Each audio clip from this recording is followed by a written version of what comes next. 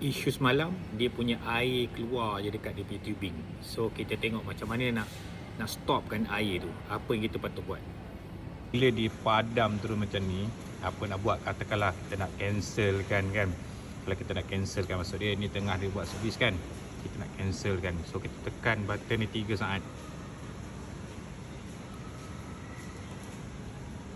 Dia jadi okey. So sekarang dah boleh guna lah. Okey, tapi air sejuk kena tunggulah dalam 2 jam. Tapi untuk air panas dengan air ambient automatik boleh guna. Okey, contoh kita nak check Terus nak check air panas boleh guna tak.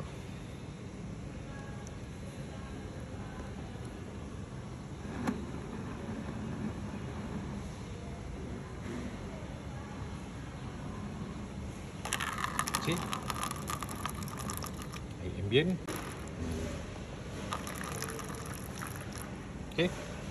Cari botol purifier yang semurah RM99. This is the time sebab sampai 28 Februari. Okey, kalau nak order direct kat saya punya bio, ada nombor telefon saya tadi. Okey.